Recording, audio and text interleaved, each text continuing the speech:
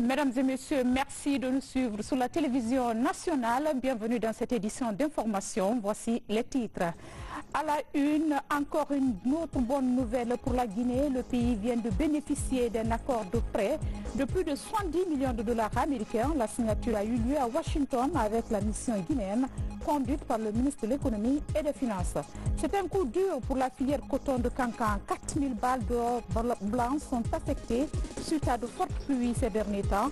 Inquiètes, les autorités guinéennes s'activent pour limiter les dégâts et les traitements sont en cours par les experts. Un sport tenu hier à Conakry de la première édition du tournoi de patinage à roulettes doté du trophée du chef de l'État professeur Alpha Condé. La compétition a regroupé 5 clubs de Conakry et 2 de l'intérieur du pays. Encore une fois, bienvenue à tous. Nous commençons ce journal par ce communiqué de la présidence de la République de Guinée. C'est avec une vive émotion que les autorités guinéennes ont appris le grave incendie ce lundi 15 avril 2019 qui s'est déclenché à la cathédrale Notre-Dame de Paris, classée patrimoine mondial de l'UNESCO et monument historique le plus visité de l'Europe.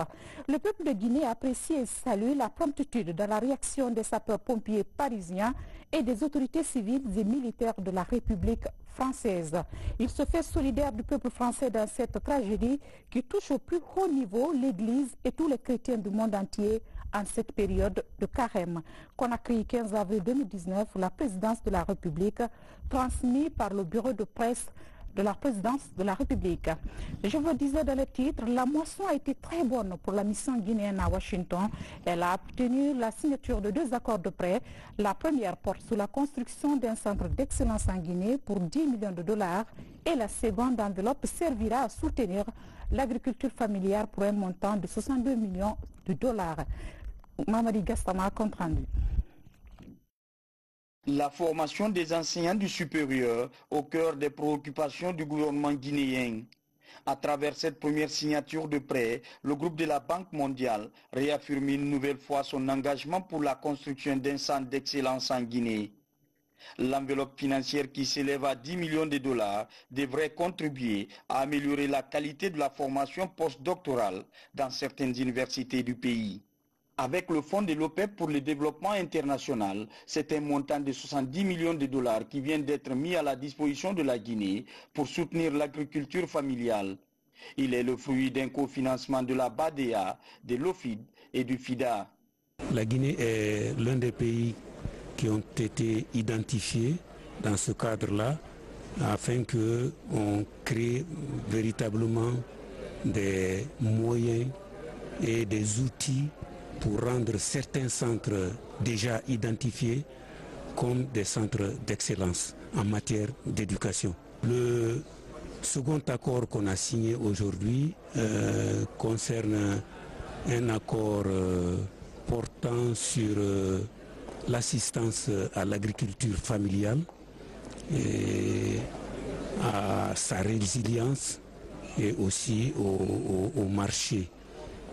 C'est un prêt qui va surtout assister la paysannerie dans 2 régions naturelles, à savoir la Haute-Guinée et la Moyenne-Guinée.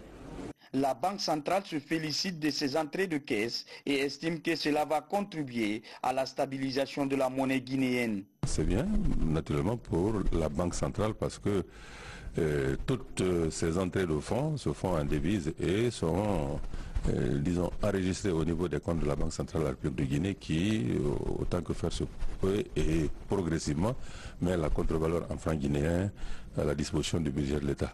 Donc, ça conforte notre budget en devises, nos réserves de change et ça nous donne plus de possibilités de pouvoir défendre la stabilité de la monnaie guinéenne, le franc guinéen, par rapport aux principales devises. Ces différentes signatures de conventions de prêt en faveur de la Guinée dénotent de l'engagement des partenaires à accompagner la Guinée dans son élan de développement économique et social. Actualité politique à présent, reprise ce matin des travaux du comité de suivi de l'accord politique au ministère de l'administration du territoire. Une seule question était à l'ordre du jour, la remise aux parties prenantes du rapport portant sur le fichier électoral biométrique ASENI, une initiative saluée par les acteurs impliqués dans ce processus. Compte rendu, Mohamed Lamine Camara. Après 8 mois de suspension, les acteurs politiques reviennent à la table des négociations au compte de la 26e session du comité de suivi. Ce lundi, les discussions ont porté sur la question de l'audit du fichier électoral biométrique. Le comité de suivi de l'accord politique, soucieux de la crédibilité et de la transparence du document, met quelques copies du fichier assaini à la disposition des différents blocs politiques. Je dégage d'abord l'avis préliminaire des auditeurs qui pensent que notre fichier est bon, il remplit les conditions et standards internationaux, mais il peut être amélioré. À plusieurs niveaux, il peut être amélioré. Ça veut dire qu'il a quelques défauts inhérents à tout fichier, mais il peut être amélioré. Et c'est ce que nous devons faire. Surtout, il s'agit d'avoir le consensus de tous les acteurs majeurs de notre pays pour que nous ayons un fichier finalement qui ne soit plus contesté ni qu'il n'y ait plus de doute autour. Les acteurs politiques ont demandé à ce que le fichier soit audité. C'est ce qu'ils veulent. Que le travail se fasse à la CENI sur la base d'un document consensuel. En tout cas, techniquement, ils sont d'accord que l'audit est bon. Quand ils seront d'accord, quand ils vont se prononcer là-dessus, eh bien, à César, nous rendrons ce qui lui appartient. C'est-à-dire que la CENI est l'institution qui doit utiliser, n'est-ce pas, ce fichier et auditer. Ça, c'est la CENI. Au cours des échanges, les acteurs politiques ont par ailleurs salué la reprise des travaux du comité de suivi de l'accord. En dépit de quelques réserves émises sur le retard accusé dans l'obtention du rapport de l'audit du fichier, ils soutiennent tout de même la démarche du comité de suivi. Un rapport, quel que soit son contenu, doit être présenté aux commanditaires, débattu pour que ça soit en fin de compte validé et nous donnerons des directives claires basées sur ces recommandations, basées sur le résultat des débats à la CENI pour pouvoir implémenter, pour pouvoir paramétrer toutes ces recommandations de nos experts. Il a été décidé que pour aujourd'hui, que nous recevions ce rapport et que nous nous donnions un temps d'examen avec toutes les autres parties prenantes pour que la semaine prochaine, en début de semaine prochaine, on puisse se retrouver pour que la CENI nous fasse une présentation et que les avis des différentes parties prenantes soient partagés afin qu'on s'accorde vraiment sur les recommandations faites par la mission d'audit. Les débats de cette 26e journée prouvent à suffisance que l'idéal démocratique découle du dialogue et de la concertation permanente. Et puis, le grand oral du ministre de l'Enseignement technique, de la formation professionnelle et de l'emploi devant un parterre de journalistes, Lansana Komara a égrené les acquis du secteur sous la Troisième République. De la construction des infrastructures scolaires, en passant par la question d'employabilité, jusqu'à la diversification de l'offre de formation, tout a été passé en revue. Moussa Komara revient sur les grandes lignes de ce point de presse gouvernemental. Suivez. C'est un exercice hebdomadaire des ministres du gouvernement Kassouri. Face aux journalistes, le ministre de l'Enseignement technique, de la formation professionnelle, de l'emploi et du travail brandit les changements intervenus dans le secteur depuis 2010. La construction de 6 écoles régionales des arts et métiers à Koya, Dabola, Boké, Labé, Sigiri et Zérékoré, l'équipement ou la rénovation de plusieurs écoles techniques en souffrance et la diversification de l'offre de formation sont esquissés. À l'avènement du professeur Alpha Condé, bien d'innovation et de réalisation ont été opérés pour un meilleur fonctionnement de cet important secteur de développement du pays, ce qui a permis au dispositif de formation de l'enseignement technique, de la formation professionnelle, de l'emploi et du travail de compter aujourd'hui 176 institutions de formation reparties entre le public, 57, et le privé, 119, et qui développent 70 filières dans 46 corps de métiers pour les secteurs primaires, secondaires et tertiaires pour un effectif de 38 047 en 2017. De nos jours, cet effectif est de l'ordre de 50 000 apprenants. De 2010 à nos jours, d'énormes défis ont été relevés dans le secteur de l'emploi, du travail et de la formation professionnelle. Selon les chiffres officiels, 825 employés sont immatriculés à la Caisse nationale de sécurité sociale et 11 878 sont enregistrés. L'imagerie médicale par résonance magnétique est opérationnelle. Pendant ce temps, les travaux de construction de l'hôpital de standing international de Bessia sont en voie de finition. À l'inspection générale du travail, 372 plaintes liées au conflit de travail sont traitées sur les 433 reçues. À l'Office national de formation et de perfectionnement professionnel, le nombre d'entreprises cotisantes est passé de 80 à 212. Plus de 4000 employés du secteur privé ont bénéficié des formations continues. À la GIP, l'Agence guinéenne pour la promotion de l'emploi, plus de 45 000 jeunes demandeurs d'emploi ont trouvé des lieux de stage. Pour les années à venir, l'ambition est grande. La poursuite aussi de la construction de nouvelles infrastructures en faveur de l'École nationale des postes et télécommunications, ENPT, dans le cadre du projet Plaza Diamond.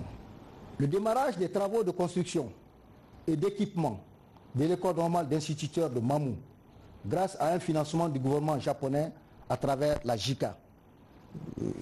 La JICA, c'est une institution de financement du Japon qui s'implique beaucoup aux côtés du gouvernement guinéen et qui nous a aidés aujourd'hui à obtenir ce bijou qui est en train de se construire à Mamou, ce qui vient compléter ici le nombre des ENI.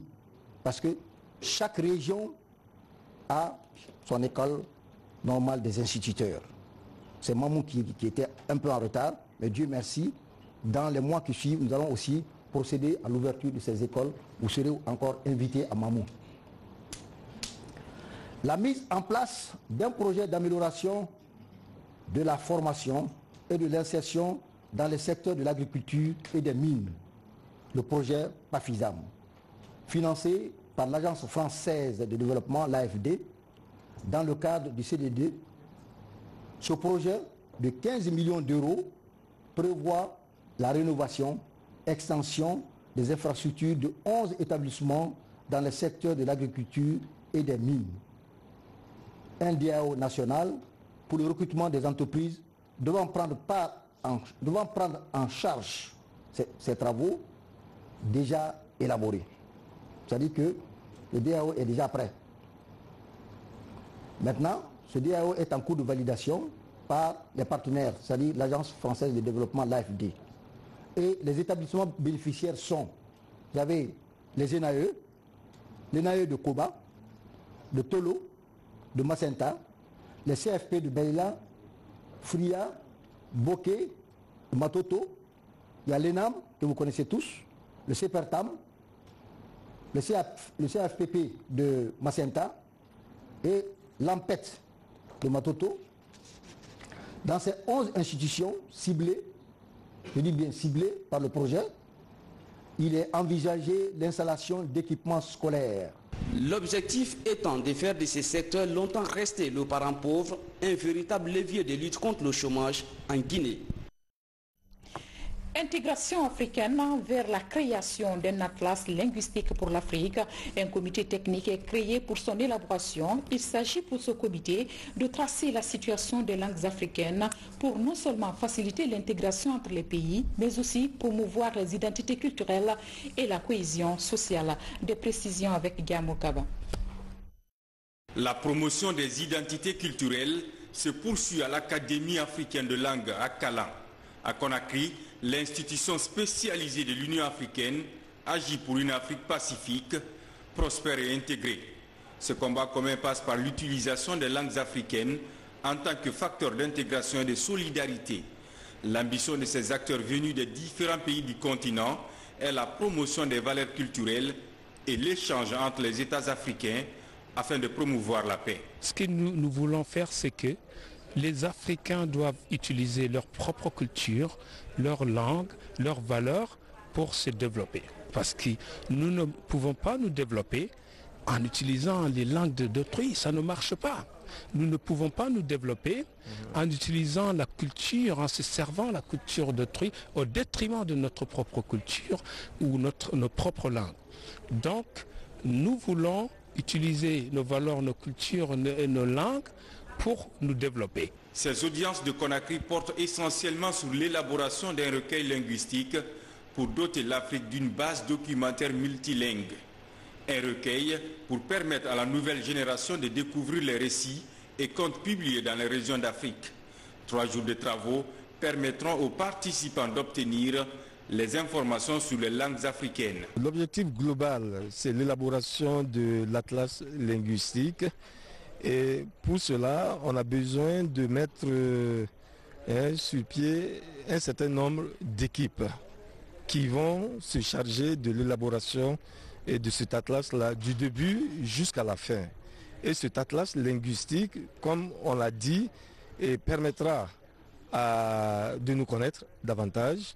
Okay, si on vous pose la question combien de langues on parle en Guinée, il faut qu'on puisse répondre à ça. Les résultats auxquels vous parviendrez doteront l'Afrique d'une base documentaire linguistique permettant ainsi à l'Akalan de produire des cartes géolinguistiques utiles aussi bien pour la recherche que pour l'enseignement.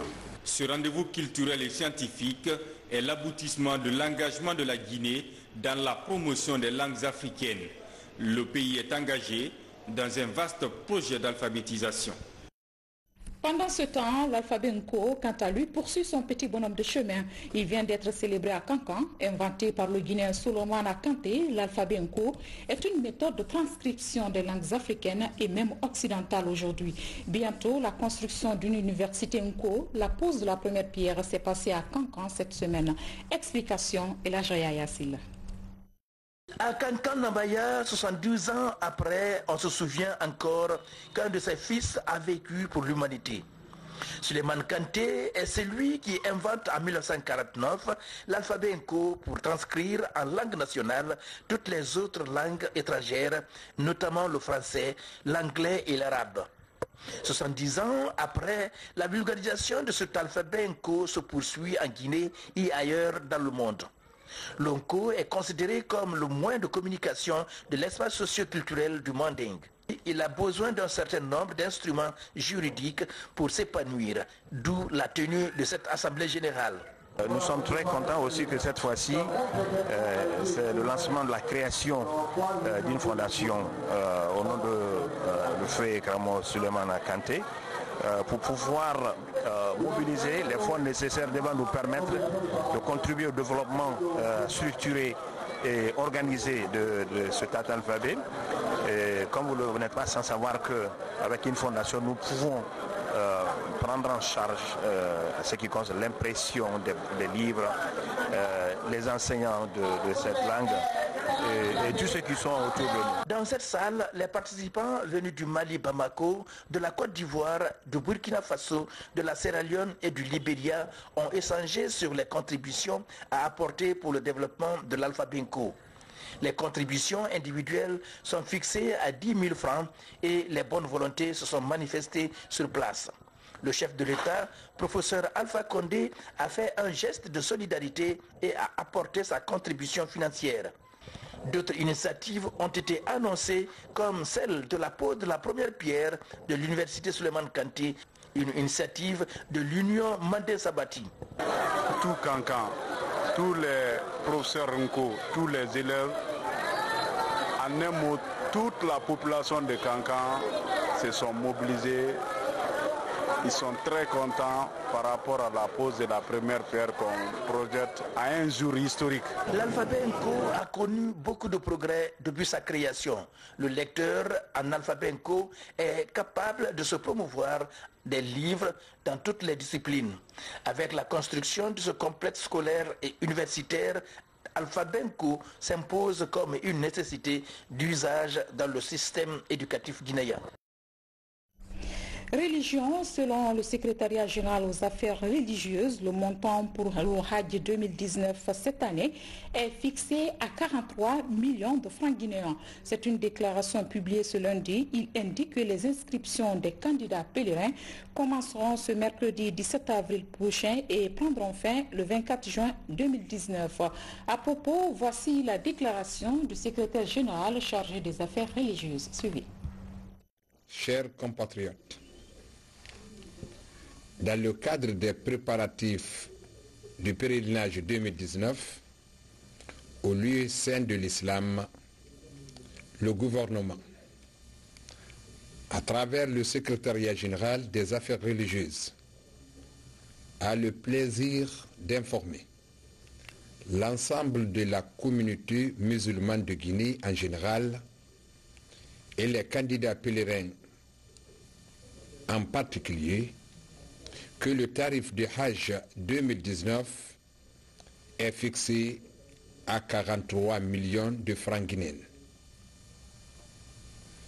Conformément à l'exigence des autorités saoudiennes, les personnes ayant déjà effectué le pèlerinage dans les 5 dernières années et désireuses de faire le Hajj 2019 sont soumises à un coût additionnel équivalent à 2000 rials saoudiennes, soit 5 140 000 francs guinéens.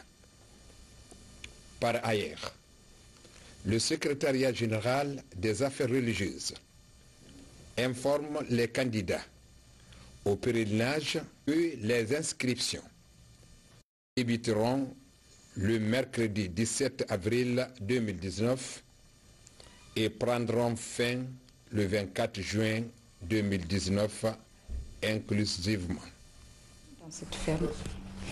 Initiative présidentielle dans le secteur de l'élevage. En Zéro Corée, un jeune s'est illustré dans l'élevage des porcs importés de la Côte d'Ivoire.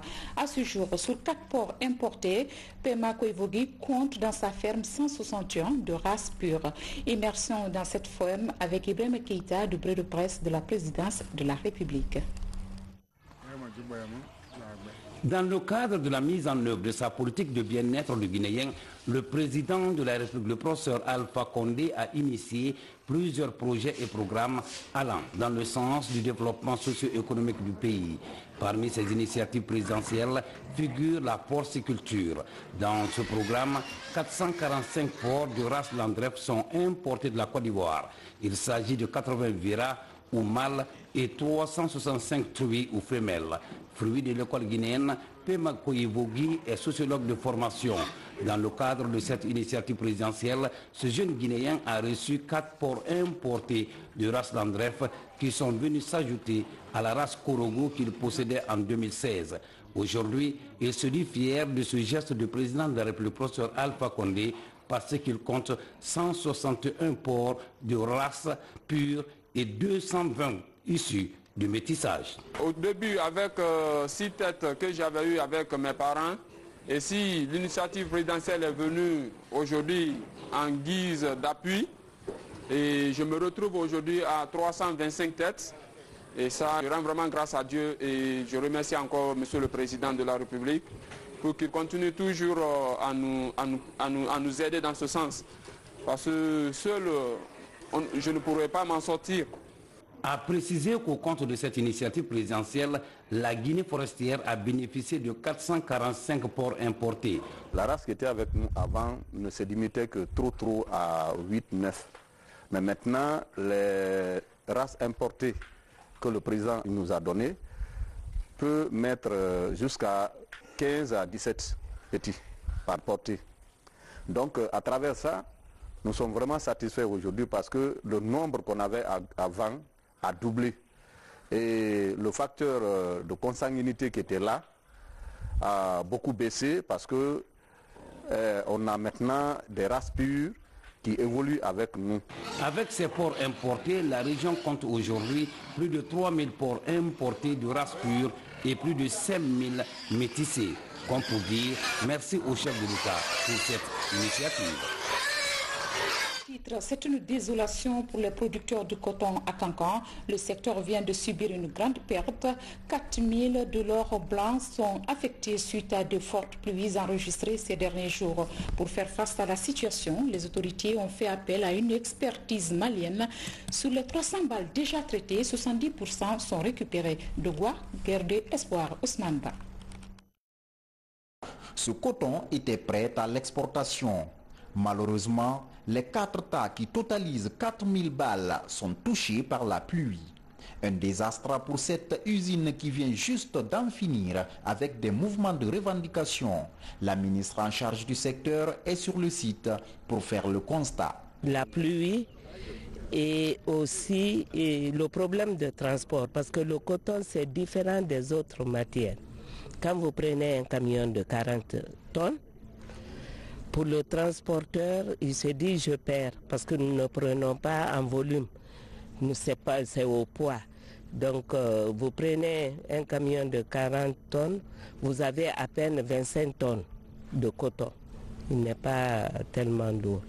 Donc ce problème se pose, mais nous allons voir comment le résoudre pour que désormais les nouvelles balles, rien ne reste ici et ces anciens mouillés vont être expertisés pour sortir une importante partie vendable.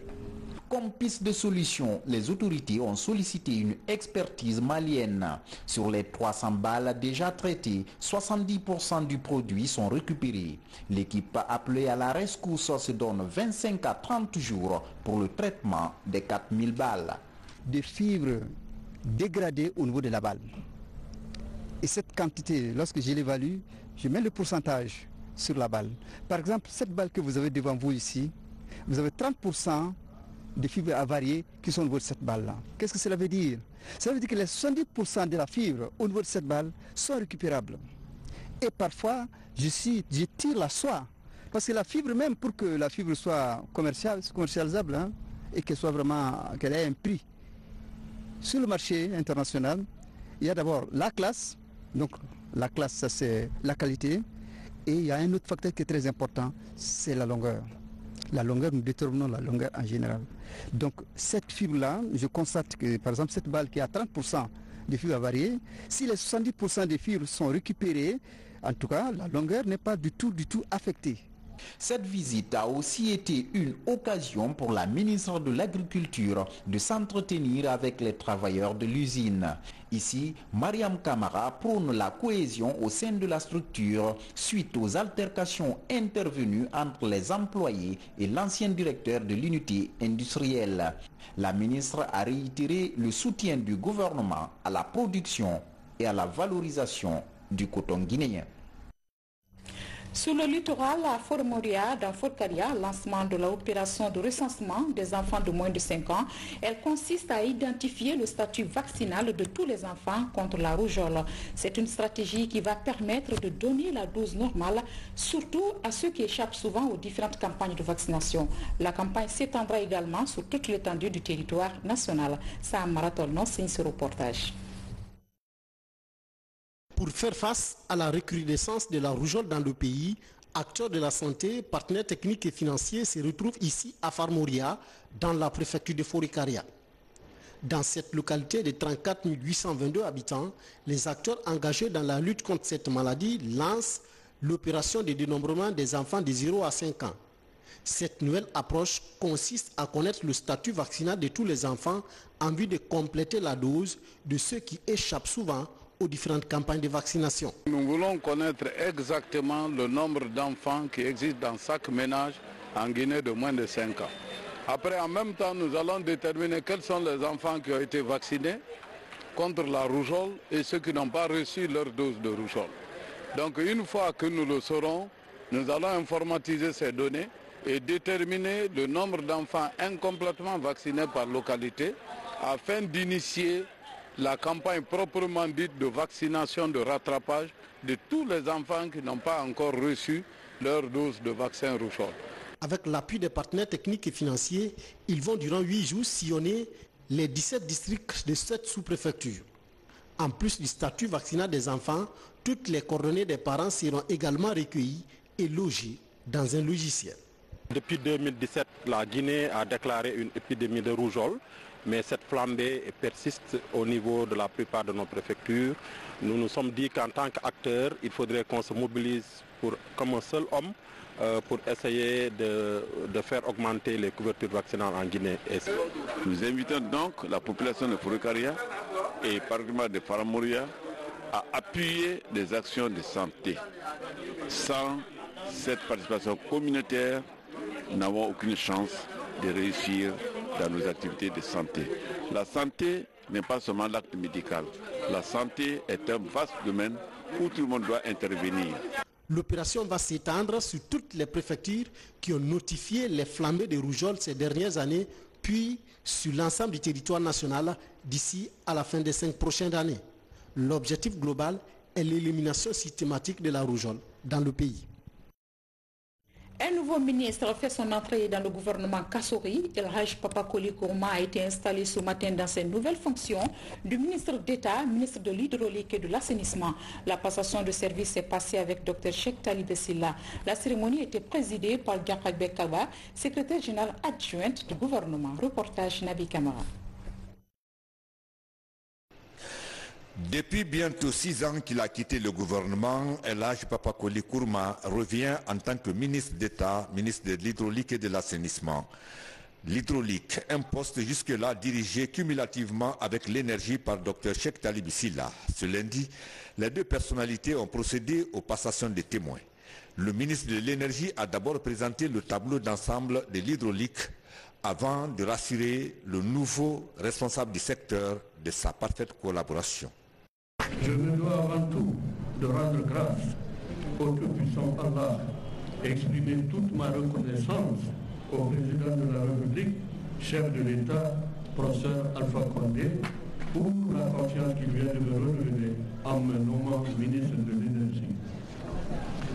Je tiens ici à vous rassurer, monsieur le ministre d'État, chers frères, de ma disponibilité totale et entière, ainsi que celle de mon département à tous les niveaux, à vous accompagner dans votre noble et exaltante mission, à savoir donner de l'eau potable et assainir l'environnement immédiat. Le ministre d'État, ministre de l'Hydraulique et de l'Assainissement, reconnaissant les efforts consentis par son prédécesseur, a promis qu'il œuvrera ensemble pour insuffler une dynamique à ce nouveau département.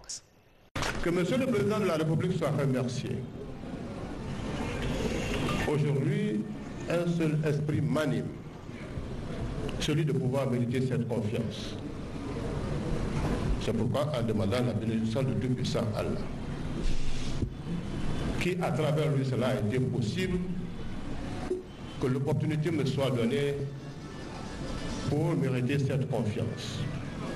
Pour mériter cette confiance, en donnant de l'eau potable aux populations guinéennes et en assainissant leur cadre de vie. Le secrétaire général adjoint du gouvernement qui a présidé la cérémonie a félicité les deux ministres, Dr Cheikh Talibé Silla et El Hadj Papakoli Kourma, avant d'annoncer l'entrée en fonction également du nouveau secrétaire général du ministère de l'Hydraulique et de l'Assainissement, M. Mamadou Yulde Diallo, jusque-là directeur général de la Société des eaux de Guinée. Trouver une solution durable aux envahissements des chaussées par les marchands et améliorer la fluidité de la circulation, le ministre des Travaux publics opte pour la pose des murets dans les marchés de Conakry. L'opération est en cours. Désormais, les blocs de béton séparent les espaces de commerce de la chaussée. Ousmane Toumane Kamara, Ousmane Ouatsissi.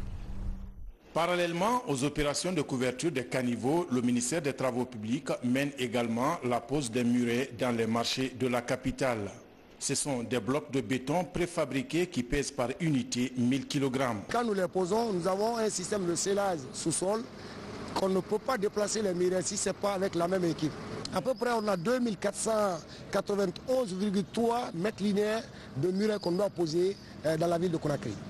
Dans ce lieu de commerce, la sécurité des populations était menacée et la circulation routière perturbée. Et désormais, ces murets séparent ces espaces de commerce de la chaussée. Ce qu'ils ont mis là, c'est pour notre sécurité. Avant, il y avait beaucoup de risques parce que les femmes venaient s'asseoir sur la route pour revendre. Et des fois même, il y a eu beaucoup d'accidents par rapport à ça. Donc s'ils ont mis ça, c'est pour notre sécurité. Donc je suis vraiment à l'aise pour ça. Bon, ces murets, c'est la solution. C'est la solution. Déjà, ça fait 1000 kg. Donc c'est indéplaçable. C'est scellé. Techniquement, on ne peut pas soulever ça. Et c'est suivi d'une sanction. Donc personne n'a le droit de franchir ces murets. Ces opérations de pose de murets se déroulent la nuit et sont aussi applaudies par les services de sécurité. Des agents de sécurité qui disent enfin trouver solution aux envahissements des emprises des routes dans les marchés. Éducation préparatif du Forum de l'étudiant guinéen, le ministère de l'Enseignement supérieur met les bouchées doubles pour la réussite de l'événement. La phase finale du concours national de mathématiques vient d'être lancée à cet effet. Deuxième du genre, ce concours met aux prises des garçons et des filles. C'est une initiative du département de l'Enseignement supérieur en partenariat avec la structure Hawing Excellence. Abraham Christophe Conté, Algasimba. C'est parti pour la deuxième édition du concours national de mathématiques. Il vise à créer l'émulation entre les étudiants et élèves à l'échelle nationale, précisément dans le profil sciences mathématiques. Ici, à l'université Mahatma Gandhi, plus de 100 élèves et étudiants venus des différentes institutions d'enseignement public et privé participent à la compétition. Pour encourager le mérite, il faut s'aimer les récompenses. Alors, en semant les récompenses, le ministère de l'Enseignement supérieur, à travers le FEG, le Forum de l'étudiant guinéen, a estimé qu'il faut encourager les jeunes lycéens et étudiants afin qu'ils s'adonnent aux mathématiques. Et dans le cadre du Forum de l'étudiant guinéen, nous organisons chaque année ce type de concours pour justement créer des vocations, puis faire bien connaître cette discipline et démystifier la discipline aussi. Outre son caractère compétitif, cette émulation cherche à créer un espace d'échange entre les professionnels de l'enseignement et les apprenants. Pour ces compétiteurs, ce concours est une aubaine pour faire valoir leurs performances et inciter les apprenants à oser s'aventurer dans l'apprentissage des sciences mathématiques. Ce concours me permet un peu de m'évaluer moi-même, de connaître mes capacités. Le fait, ce n'est pas de remporter ou de gagner ce concours, mais c'est de savoir un peu de quoi est-ce que je suis capable, de connaître mon niveau, d'être en compétition avec moi-même. Au moment où le marché de l'emploi devient de plus en plus concurrentiel, le ministère de l'Enseignement supérieur et de la Recherche scientifique met un accent particulier sur la compétitivité pour mieux détecter le talent des jeunes apprenants en Guinée. Et puis l'Union régionale des travailleurs de Conakry vient de tenir son congrès électif. Désormais, le nouveau bureau est composé de 19 membres élus. La cérémonie s'est déroulée en présence des délégués de la CNTG. Bernard Tonguino nous en dit plus. Voici les nouveaux membres du bureau de l'Union régionale des travailleurs de Conakry. Des membres élus au cours du congrès électif tenu ce lundi à la Bourse du Travail. Très bientôt, ce seraient les élections sociales. Et les élections sociales veut dire que nous voulons connaître la représentativité de toutes les centrales au niveau du pays. Les élections passées, nous étions de l'avant, mais cette fois-ci encore, il faudra que nous méritons. Donc c'est ce qui fait que nous serons là à cheval pour la syndicalisation. C'est ça notre priorité. Cette structure syndicale est l'un des démembrements de la CNTG, Confédération nationale des travailleurs de Guinée. Elle entend redoubler d'ardeur pour mieux défendre l'intérêt des travailleurs. Pour ce faire, la structure bénéficie du soutien de sa tutelle. Nos structures sont horizontales et verticales. Vous allez voir, vous avez vu dans la salle, il y avait des représentants de l'union locale, c'est-à-dire des 5 communes de Conakry qui constituent l'union locale. Ces unions locales, ce sont eux qui doivent se rassembler et pour élire le bureau de l'union régionale. Ça veut dire que l'union régionale est la croix de transmission entre l'union locale et l'union régionale au niveau du secrétariat exécutif. Le congrès électif de l'Union régionale des travailleurs se tient dans un contexte de préparatifs de la fête du 1er mai, fête internationale du travail. Une journée que les confédérations syndicales comptent célébrer cette année au stade du 28 septembre. On en vient à l'actualité sportive à présent, tenue hier de la première édition du tournoi de patinage à roulettes, doté du trophée du chef de l'État, professeur Alpha Condé. La compétition a regroupé 5 clubs de Conakry et 2 de l'intérieur. C'est une action de la Fédération guinéenne de patinage à roulettes. Reportage Abdoulaye Diallo. Cette première édition de la Coupe nationale, dotée du trophée du chef de l'État, professeur Alpha Condé, a mobilisé plusieurs patineurs issus de 7 clubs, dont 2 de l'intérieur du pays. Cette présente édition est un signal aux autres fédérations à emboîter le pas. Je ne saurais terminer sans dire aux patineurs de dominer la compétition par le fair play. Cette coupe nationale va être une coupe nationale très dure entre ces athlètes parce qu'il y a d'autres qui sont venus de l'intérieur du pays et c'est les meilleurs que nous allons retenir. Il y aura bien entendu les demi-finales qui vont se jouer et la finale sera programmée en commun accord avec le ministère en charge des sports qui accompagne toutes les disciplines nationales sportives. Ces patineurs ont enthousiasmé le public sportif à travers des démonstrations en patinage artistique, des compétitions en speed slalom, chaise longue et jump. L'association Ma Pierre à l'édifice a offert un lot d'équipements à cette jeune fédération. Ces patineurs décident d'être les futurs champions du trophée du chef de l'État. Donc en tant que sportif confirmé, j'ai le plaisir de venir regarder et c'est pourquoi j'en ai appelé à toutes les compétences de ma fédération et de mes athlètes de venir observer, de venir regarder le sérieux que met cette discipline sportive. Super, j'avais jamais vu une compétition sur le plan national sur le patin. Ça c'est une découverte pour moi, vraiment c'est bien, j'ai aimé, j'adore bien. Et je pense que la fédération doit travailler pour développer plus cette discipline parce que vraiment elle est noble. Au terme de la compétition, l'association des jeunes rouleurs de Guinée occupe la première place, suivie du club rouleur de Guinée pour les demi-finales prévues le 30 avril. À rappeler que l'équipe nationale de patinage est attendue au mois de juin prochain à Barcelone pour la Coupe du Monde.